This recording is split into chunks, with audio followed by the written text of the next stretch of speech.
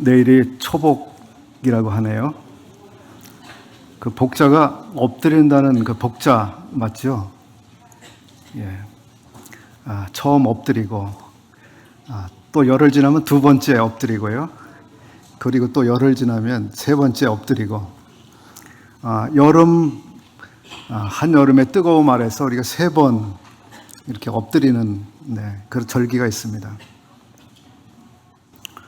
하나님 앞에 제가 처음 엎드렸던 정말 초복의 시간이 생각나기도 합니다.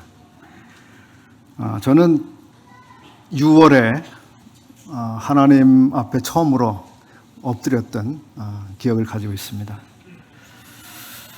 오늘은 신약 성경 가운데 나오는 송영이라고 하는 내용의 일부를 나누려고 합니다.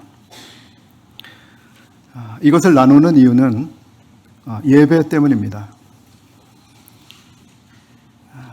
우리가 드리는 예배의 내용에 있어서 우리의 시야를 조금 더 넓히고, 그리고 하나님의 세계에 조금 더 집중하도록 이렇게 도와드리고자 하는 마음에 여기에서 비롯된 것입니다.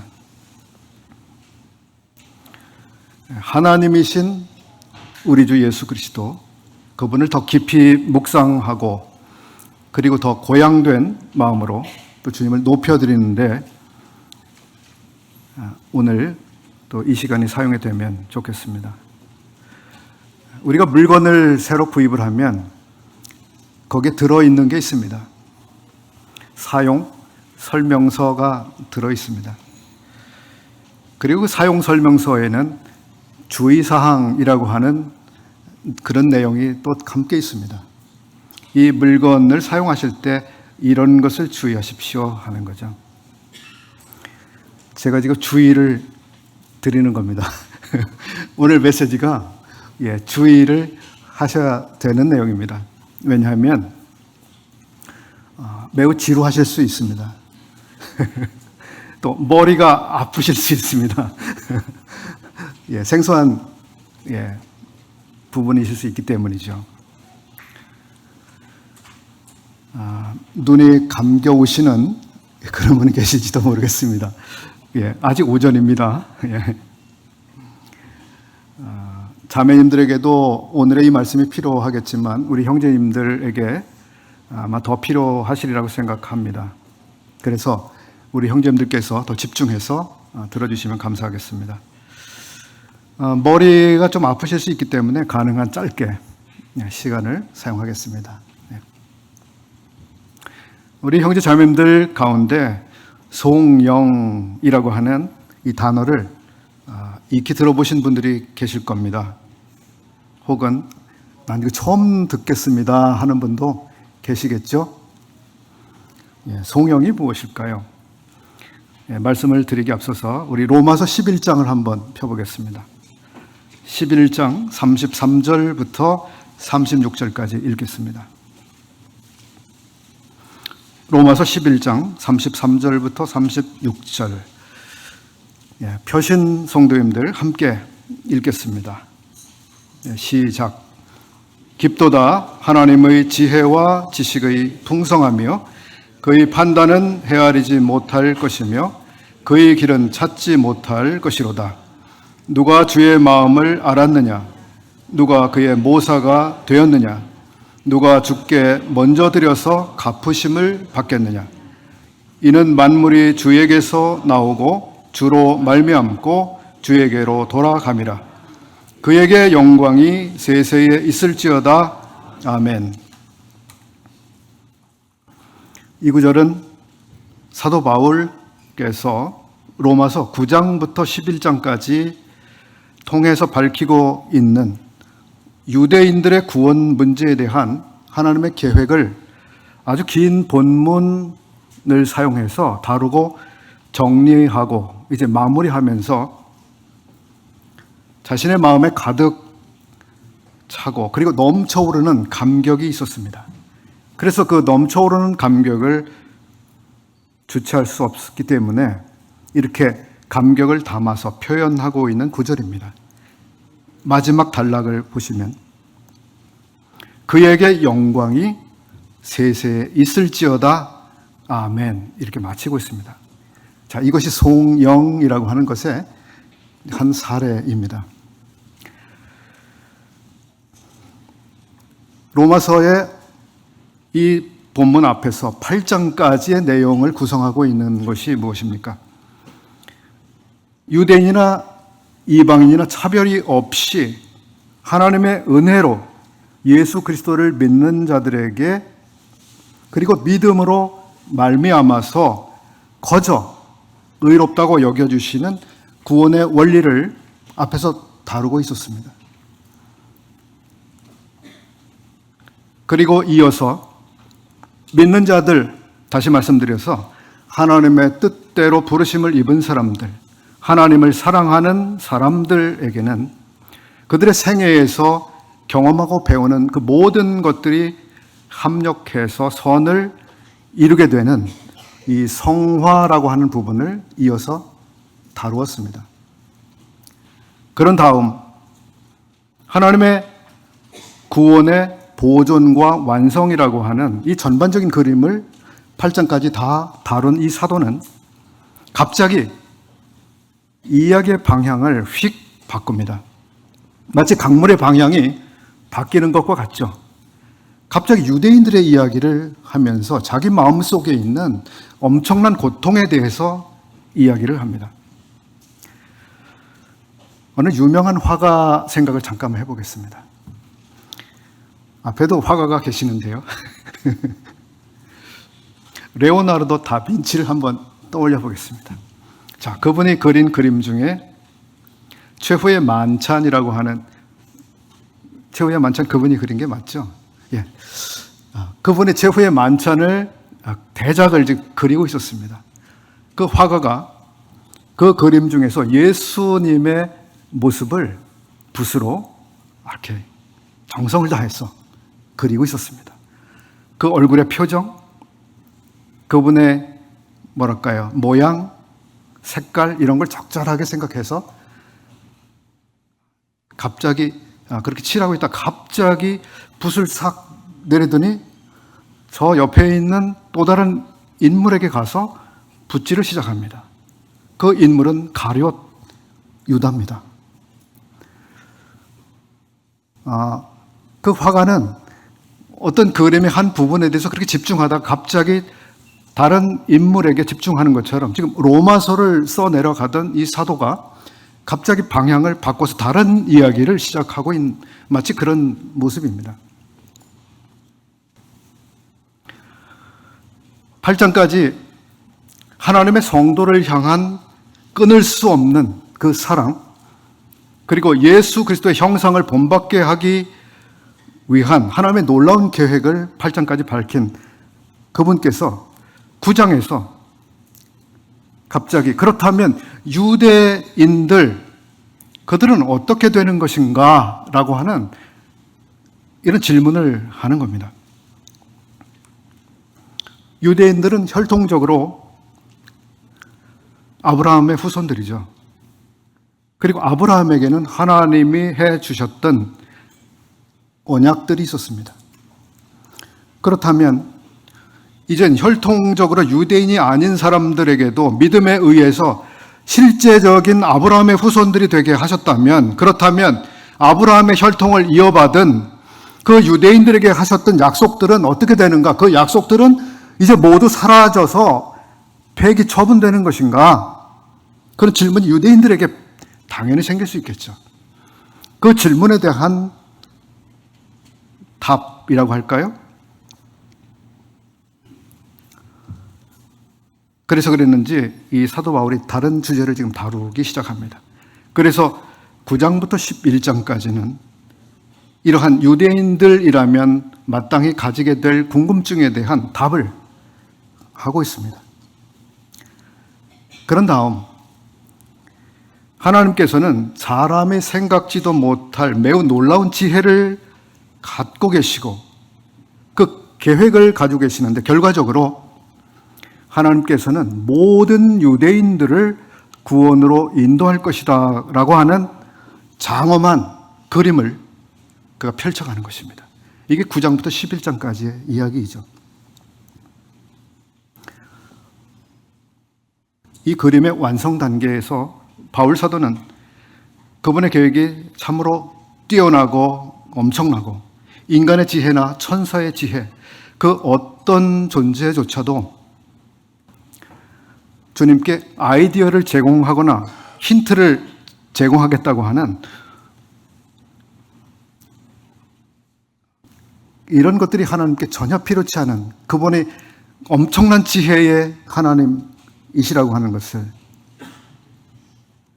그것을 이야기하면서 하나님의 놀라운 지혜와 그 경영에 대해 감탄을 쏟고 있습니다. 그것이 우리가 방금 읽었던 본문이죠. 다시 한번 보시죠.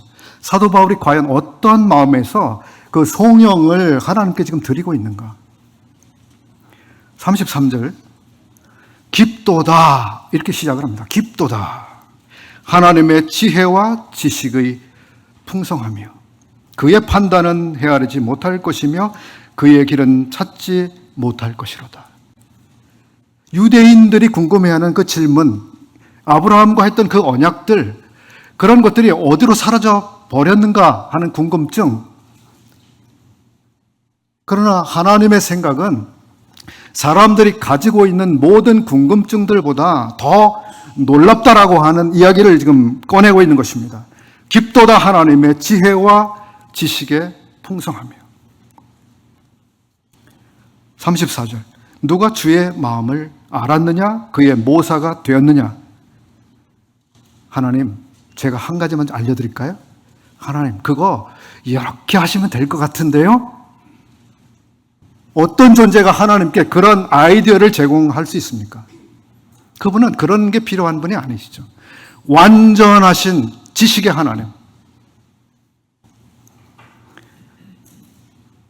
누가 주께 먼저 드려서 갚으심을 받겠느냐? 이는 만물이 주에게서 나오고 주로 말미암고 주에게로 돌아가미라. 하나님, 제가 조금만 도와드리면 안 될까요? 조금의 도움 필요하지 않으세요? 마치 사람들이 그런 어리석은 생각을 하는 것 같은 분위기가 느껴집니다. 그에게 영광이 세세에 있을지어다. 그분의 계획, 그분의 생각, 그분의 완전하신 뜻, 우리는 그것을 이해할 수 없고 다 알 수 없는 그 엄청난 하나님이시라고 하는 것을 이 사도가 생각을 하면서 감탄하고 있는 겁니다. 그에게 영광이 세세에 있을지어다. 그분만이 이런 송영을 받으시기에 합당한 분이십니다. 우리는 신약 성경을 읽어가다가 이와 유사한 표현 방식의 구절들을 만나게 됩니다. 대개 우리는 성경 기록자들이 감정적으로 너무 몰입이 되고 자기 감정을 주체할 수 없기 때문에 저렇게 표현하고 있는 것으로 생각하면서 그냥 쭉 읽고 지나갈 수가 있습니다. 그러나 성경 기록자들이 감격해 마지 않는, 그렇게 하나님께 집중하고 몰입된 상태에서 무언가 중요한 사실을 깨달았을 때 차마 입을 다물지 못하는 그러한 예배자의 마음, 그것이 거기에 담겨져 있습니다.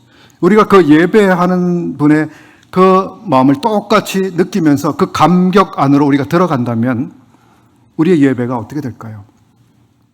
훨씬 더 심오한 하나님의 마음 깊은 곳까지 도달하는, 아마 그러한 예배를 드릴 수 있겠죠. 송영이라고 하는 단어의 의미를 앞에서 조금 말씀을 드릴까 하다가 여기까지 왔습니다. 자, 송영의 의미가 무엇인지 설명을 좀 드려보겠습니다. 송영, 신약 성경에서 발견할 수 있는 이제 송영의 몇 것을 오늘 읽어볼 것입니다. 그리고 조금 살펴보려고 합니다. 이제 송영에 대한 기본적인 뜻에 대해서 성경 사전, 그리고 그냥 그 국어 사전을 제가 찾아봤습니다.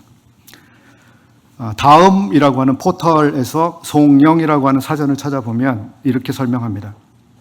시가를 외워서 그 뜻을 새기면서 나지키 읊음, 이렇게 설명합니다. 또 네이버 사전을 찾아보면 거기에는 이렇게 설명합니다. 예배의 시작과 마지막에 들어가는 기도 형식의 송가, 이렇게 말합니다. 성경사전 한 곳을 제가 찾아보게 되었는데요. 성서교재 간행사라고 하는 옛날 출판사입니다. 성서백과 대사전에는 아주 긴 설명이 나와 있습니다. 송영, 영어로는 DOXOLOGY, 독설로지 이렇게 나와 있고요.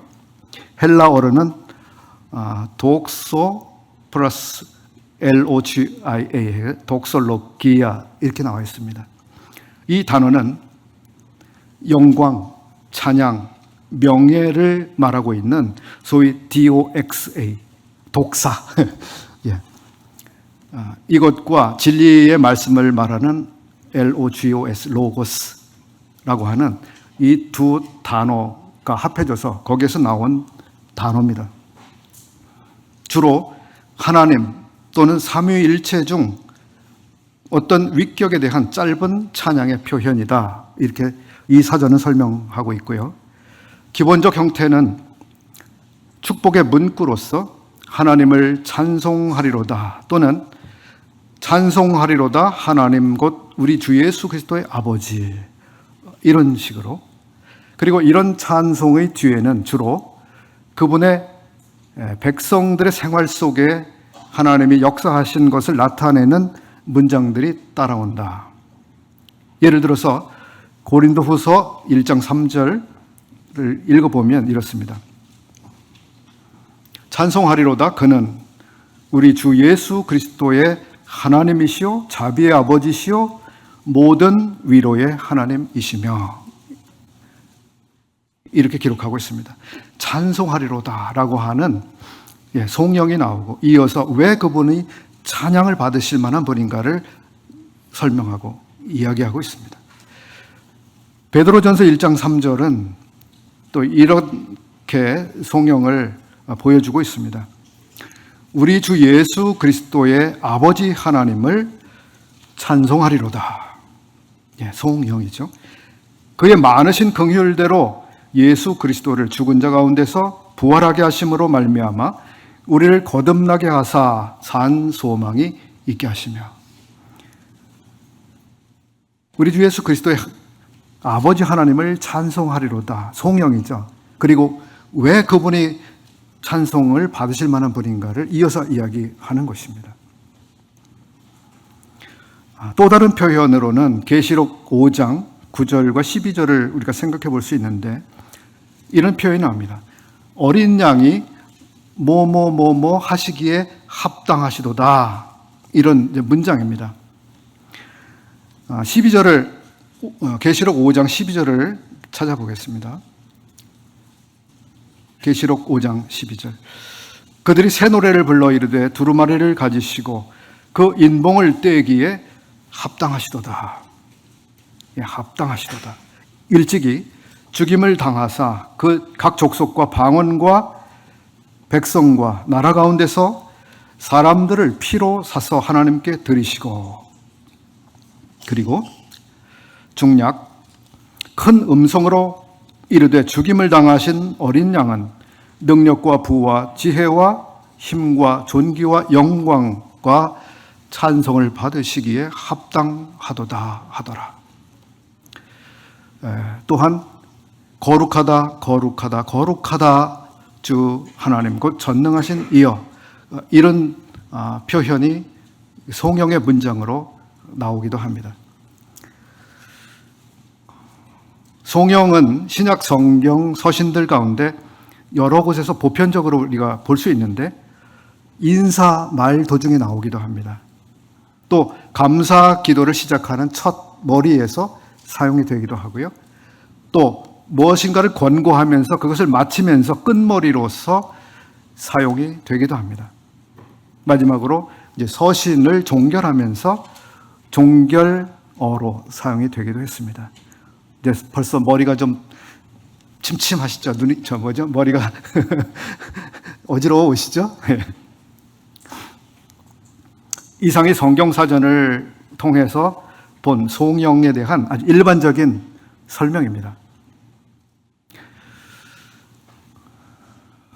우리 시대 가운데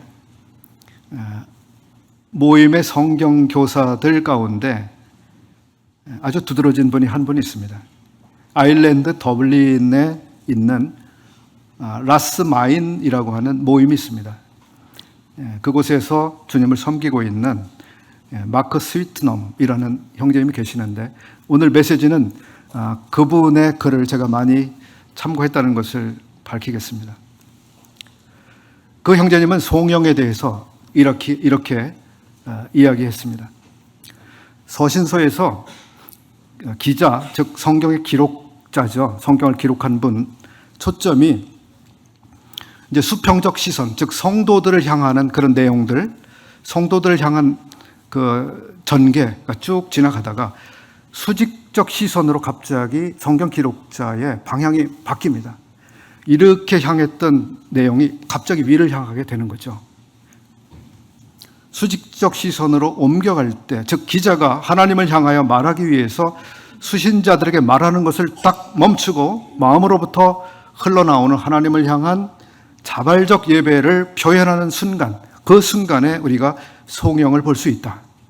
각 송영마다 진리의 부요함으로 가득 차 있다. 이렇게 이야기를 합니다.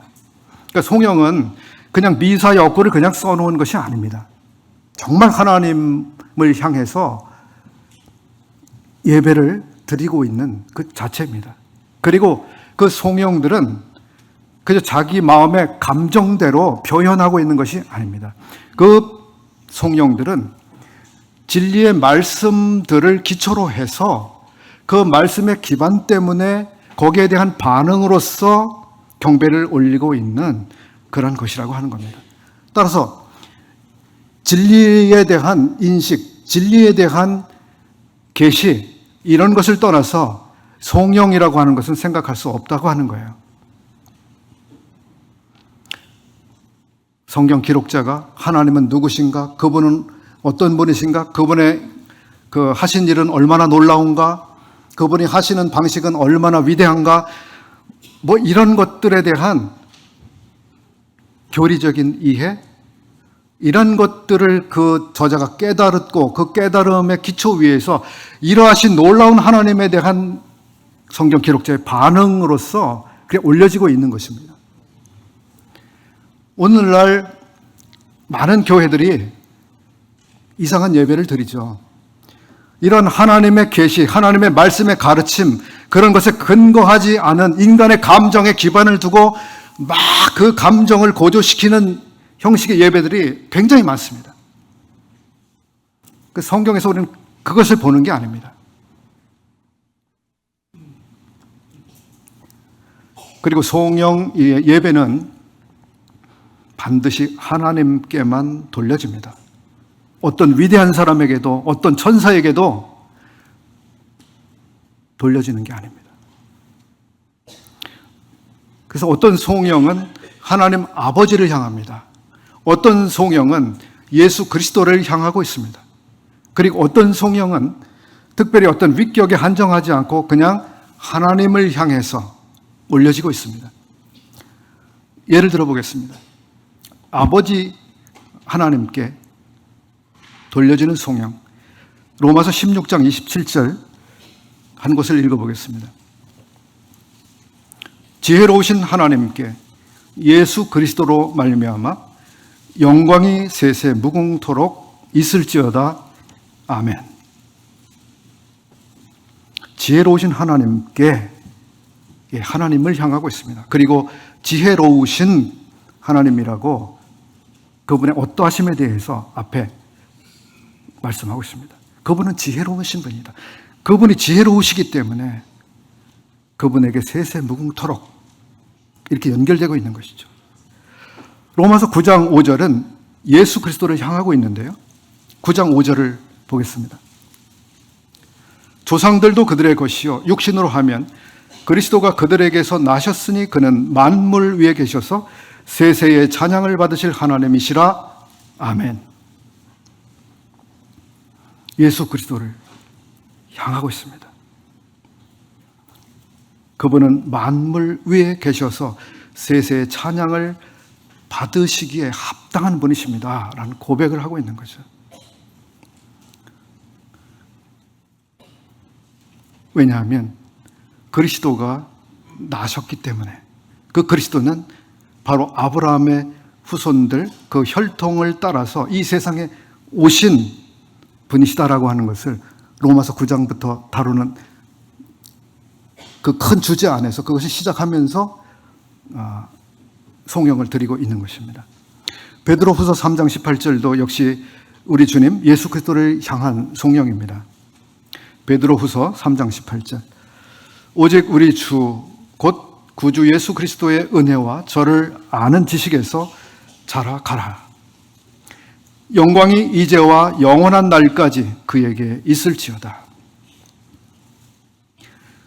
영광이 이제와 영원한 날까지 그에게, 즉 예수 그리스도에게 있을지어다 하고 송영하고 있습니다.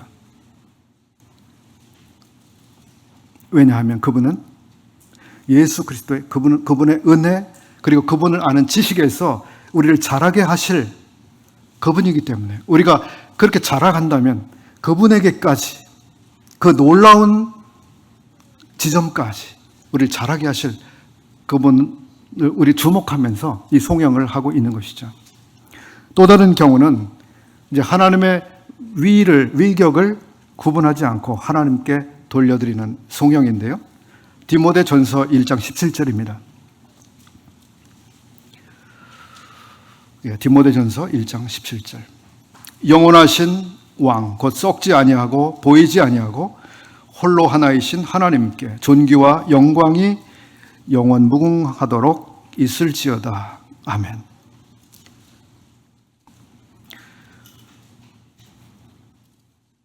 네, 하나님의 어떤 분이신지를 앞에 묘사하고 있습니다. 그분은 영원하시다, 영원하신 왕이시다.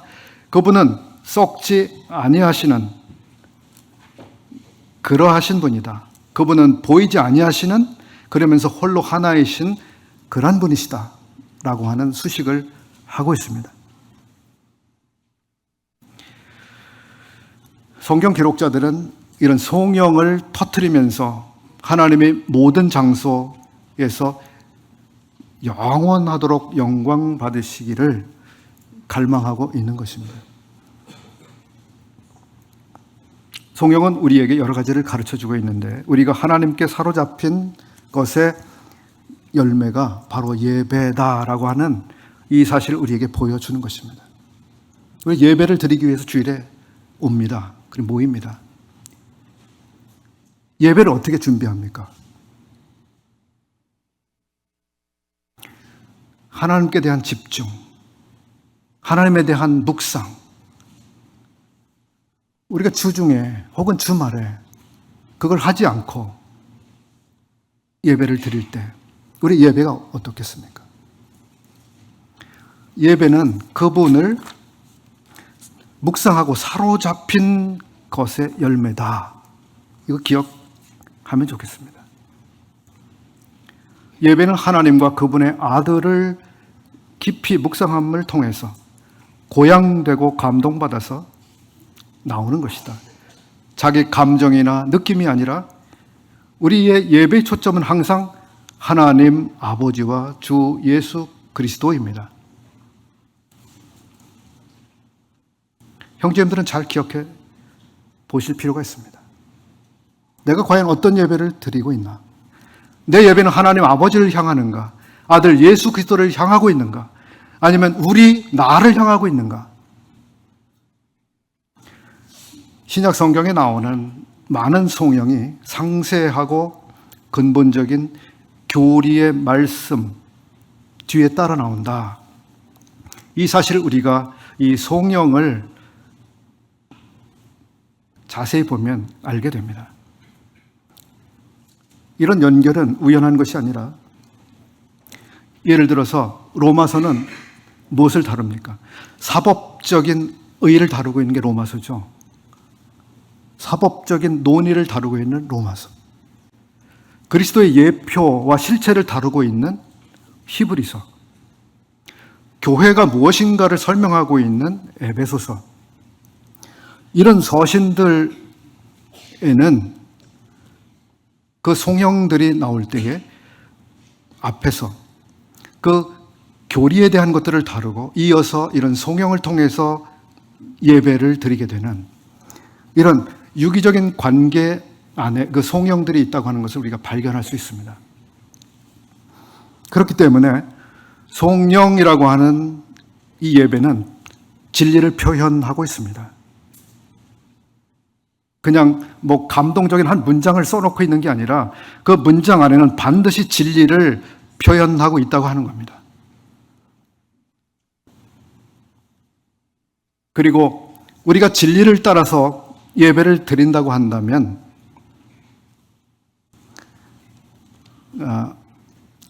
우리가 이제 송영에서 발견하는 것처럼 우리가 진리에 대한 그 확실한 지식에 기반해서 예배를 이제 드려야 하는 거죠. 이번에는 이제 송영과 하나님의 인격에 대한 부분을 조금 말씀을 드려보겠습니다. 오늘 이야기가 굉장히 딱딱하실 거예요. 지루하시죠? 예. 송영과 하나님의 인격. 우리는 하나님이 누구신가에 대한 그러한 하나님의 가르쳐 주신, 즉 성경을 통해서 보여주신, 이걸 우리가 계시라고 이야기하죠. 이러한 계시를 전제하지 않고는 우리는 송영을 생각할 수 없습니다.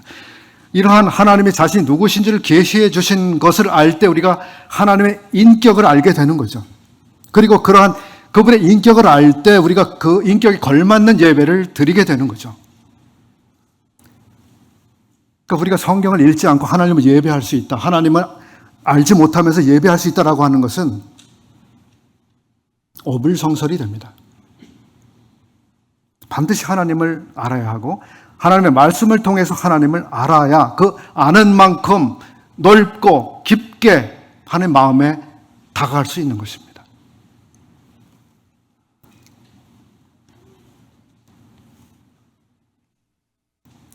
우리는 허공에 대고 예배하거나 나무, 바위, 바람, 산, 달, 별, 해 이런 존재를 향해서 예배를 하고 있지 않습니다.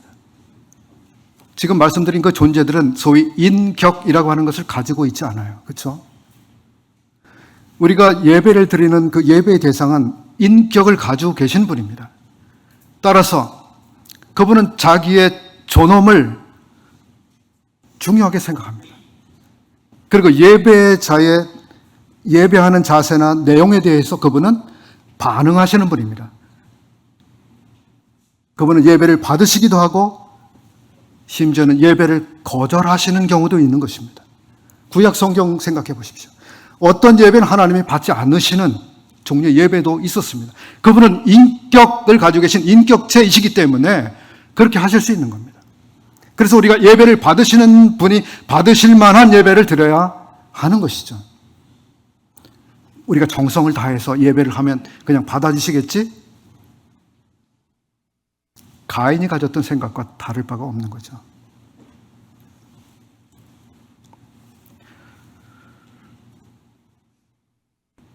우리 예배는 하나님의 인격에 대한 깊은 묵상을 통해서 촉발이 됩니다. 송영에는 성경의 가르침이 표현되어 있고요. 아주 다양한 하나님에 대한 계시들이 전제되고 있습니다. 그 송영 안에, 그 표현 안에도 넓은 진리가 거기 함축돼서 있습니다. 따라서 이 송영은 그냥 읽고 지나가는 게 아니라 깊은 묵상을 필요로 하는 것입니다. 로마서 1장을 열어보겠습니다. 로마서 1장 18절부터 24절까지 보겠습니다. 아까 로마서가 어떤 서신이라고 짤막하게 말씀을 드렸죠? 로마서는 사법적 의를 다루는 서신입니다. 의로움, 의롭게 되다, 의롭게 여겨지다, 이걸 다루고 있는 겁니다. 그러면 왜 의롭게 되어야 하는가? 의롭기 전에는 어떤 상태인가? 어떻게 해서 의롭게 될 수 있는가? 이런 걸 다루는 게 로마서잖아요. 1장은 그럼 무엇을 이야기하고 있을까요? 우리가 왜 의로워져야 되는가에 대한 문제를 시작하기 앞서서 우리의 부패되고 망가질 대로 망가진, 더러워진 우리의 죄된 상태에 대해서 이야기를 시작하고 있는 겁니다. 18절부터 24절까지 읽어보겠습니다. 하나님의 진노가 불의로 진리를 막는 사람들의 모든 경건하지 않음과 불의에 대하여 하늘로부터 나타나나니 이는 하나님을 알만한 것이 그들 속에 보임이라. 하나님께서 이를 그들에게 보이셨느니라. 창세로부터 그의 보이지 아니하는 것들 곧 그의 영원하신 능력과 신성이 그가 만드신 만물에 분명히 보여 알려졌나니 그러므로 그들이 핑계하지 못할지니라. 하나님을 알되 하나님을 영화롭게도 아니하며 감사하지도 아니하고 오히려 그 생각이 허망하여지며 미련한 마음이 어두워졌나니 스스로 지혜 있다 하나 어리석게 되어 썩어지지 아니하는 하나님의 영광을 썩어질 사람과 새와 짐승과 기어다니는 동물 모양의 우상으로 바꾸었느니라. 그러므로 하나님께서 그들을 마음의 정욕대로 더러움에 내어버려 두사 그들의 몸을 서로 욕되게 하셨으니.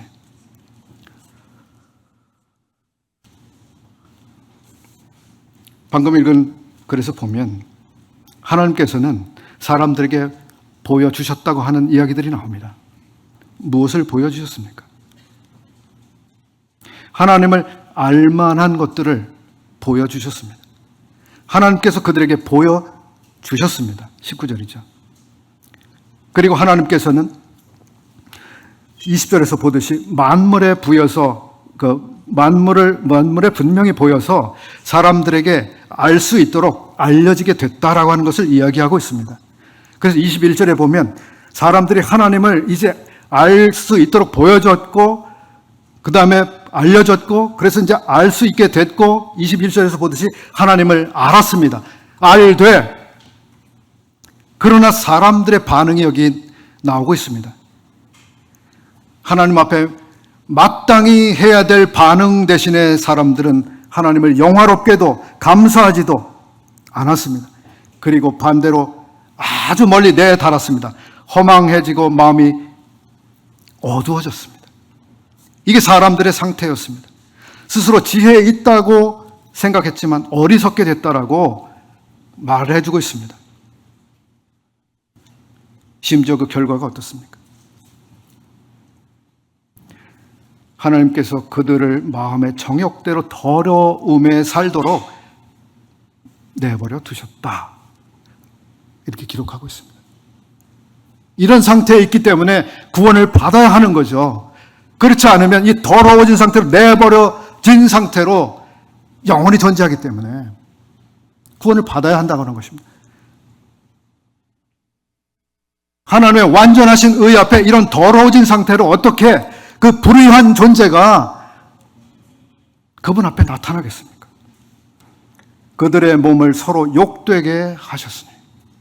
이게 인간의 상태예요.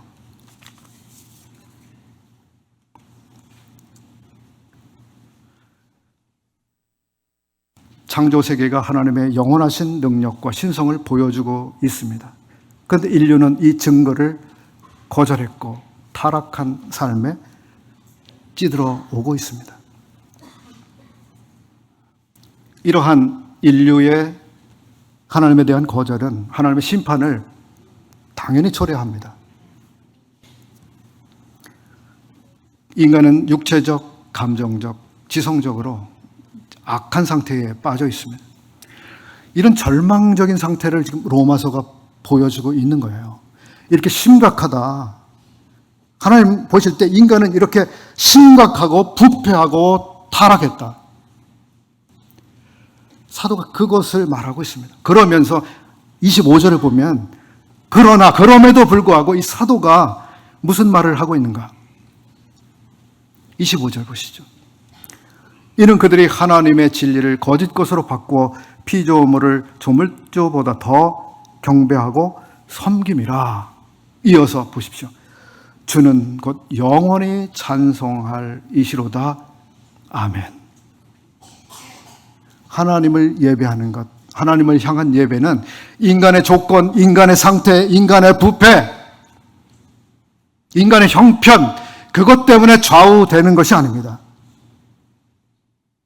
어떠한 상태에 있든지 간에 하나님은 영원히 찬송을 받으실 분이시로다. 여기에 이 사도가 주목하는 겁니다. 인간들의 그 부패된 그 현상을 보고 있던 그 시선을 위로 향하면서 하나님께서는 영원히 찬송을 받으실 그분이시라고 하는 것을 올려다 보는 거예요. 예배입니다. 우리가 주중에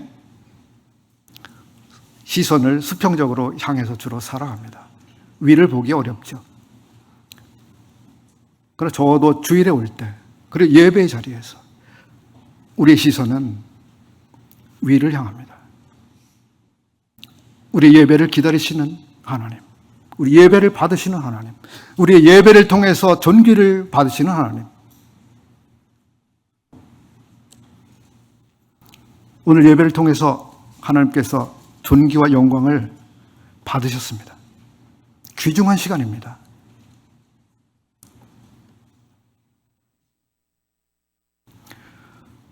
로마서 후반부에는 거기서 우리가 다시 한번 어두움을 밝은 빛으로 바꾸는 예배의 모습을 발견할 수 있습니다. 로마서 9장에서 사도는 이스라엘 자기 동족들 때문에 마음에 그치지 않는 고통이 있다라고 이야기를 했습니다. 그거는 행복하거나 즐거운 기분이라고는 전혀 없는 그런 상태로 보여지고 있습니다. 그러나 그는 점차로 예배로 그의 생각을 옮겨가고 있습니다. 그러면서 그리스도의 신성과 인성에 관한 중요한 이야기를 하고 있습니다. 9장 4절, 5절 보겠습니다. 그들은 이스라엘 사람이라. 그들에게는 양자됨과 영광과 언약들과 율법을 세우신 것과 예배와 약속들이 있고 조상들도 그들의 것이요 육신으로 하면 그리스도가 그들에게서 나셨으니 그는 만물 위에 계셔서 세세의 찬양을 받으실 하나님이시니라. 아멘. 바울은 여기서 자기에게 주신 복에 대한 감사를 드리고 있는 것이 아닙니다. 또 긍정적인 감정에서 예배를 드리고 있는 것도 아닙니다. 그의 마음은 앞에서 우리가 본 것처럼 고통스러운 상태에 있었습니다. 자기 동족들을 생각하면 너무 아픈, 가슴이 찢어지는, 이스라엘에 제쳐졌다라고 하는 이 사실 때문에 차라리 내가 저주를 받기 원할 정도의 그런 비참한 기분, 그 감정은 그런 상태입니다. 그럼에도 불구하고 그는 예배로 자기 시선을 옮겨간 것입니다. 세세의 찬양을 받으실 하나님이심을 주목하고 예배를 억제하지 못하는 이것을 보여주고 있습니다. 하나님의 위대하심은 우리의 감정에 따라 바뀌는 게 아닙니다. 그렇죠. 우리가 기쁘거나 슬프거나 우울하거나 낙담하거나 외롭거나 우리가 이런 상태에 있다고 해서 하나님의 어떠하심이 바뀌나요? 조금 더 영향을 받습니까? 우리의 감동에 따라 그분이 변동되지 않습니다. 하나님은 언제든지 그 위치에서, 그 보좌죠, 그곳에서 우리의 예배를 받으시기에 합당한 분입니다. 그분의 그 위치는 변하지 않습니다. 항상 예배를 받으실 만한 그 위치에 계신 분입니다. 이것이 하나님이시죠. 사도 바울은 거기에 주목한 겁니다. 자기는 고통스러운 감정을 느끼고 있지만 그러나 하나님은 여전히 하나님이시고 그분은 그 자리에 계시고 그분의 높으심, 그분의 지혜로우심, 그분의 능하심, 그분의 계획에 놀라우심, 그것을 생각할 때 예배는 지장을 받지 않습니다. 이것이 우리가 송영과 그리고 우리의 송영을 받으시는 하나님의 인격에 대한 이런 내용들입니다.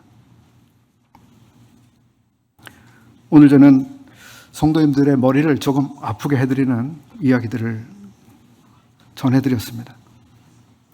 머리가 좀 복잡해지셨죠? 다음에 시간이 되면 또 하겠습니다. 예, 조금 다른 내용이 될 것입니다. 우리는 신령과 진정으로 예배를 드리도록 부름받았습니다. 아버지께서 우리를 찾아내셨습니다. 예배자로 살도록, 예배 드리도록 아버지께서 우리를 찾아내셨습니다. 그래서 우리는 신령과 진정으로 예배 드리는 자가 됐습니다. 신령과 진정으로라고 하는 것이 무엇입니까? 성령과 진리를 따라서 아니겠습니까? 성령님의 도우심과 성령님의 인도하심, 성령님의 보여주심, 그리고 진리를 따라서 예배를 드립니다. 진리를 벗어나서 우리 예배할 수 없는 것입니다. 하나님이 성경을 통해서 계시해 주신 그것을 우리가 바로 이해하면서 그 이해에 기초해서 우리가 예배를 드리는 것이지, 단순히 우리의 기분이 좋고 뭐 감동을 받아서 우리가 예배를 드리는 그게 아니라고 하는 겁니다.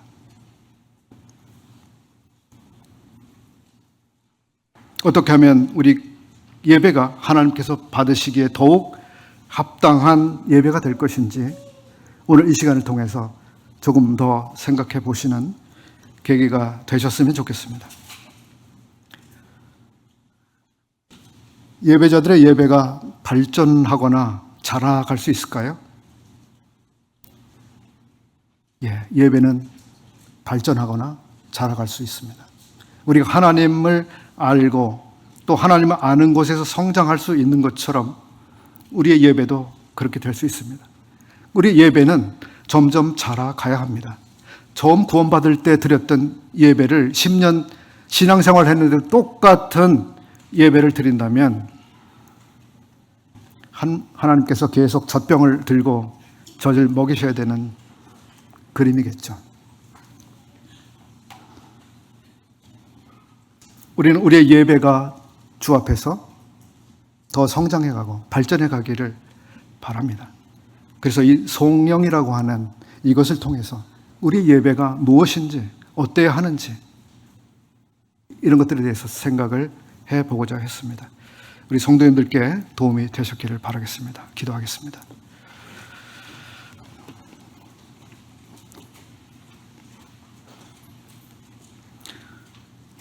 일찍 죽임을 당하신 어린 양 우리 주님 참으로 감사를 드립니다. 우리의 예배를 받기에 지극히 합당하신 분이십니다. 우리들을 자기의 피로 사서 하나님 아버지께 드리신 참 주님 그 희생, 그 고귀함 참으로 감사합니다. 참 저희들을 그렇게 사랑해 주시고 귀히 여겨 주셔서 참 저희와 같은 자들을 하나님 앞에 놀랍게 드리신 이런 사실을 인해서 감사를 드립니다. 주님, 저희를 예배하는 자들로 불러주셨는데 참 저희들이 주님 앞에 더욱 받으실 만한 합당한 예배를 드리는 사람들로 주님 앞에 서기를 원합니다. 저희들의 예배가 더 깊어지기를 원합니다.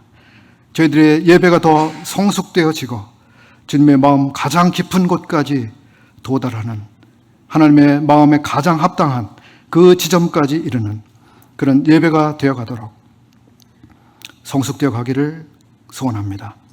주님, 여기 함께한 모든 성도들을 도와주시고 참 그러한 방향으로 저희들을 이끌어 주시옵소서. 우리 주 예수님의 귀하신 이름으로 기도합니다. 아멘. 감사합니다.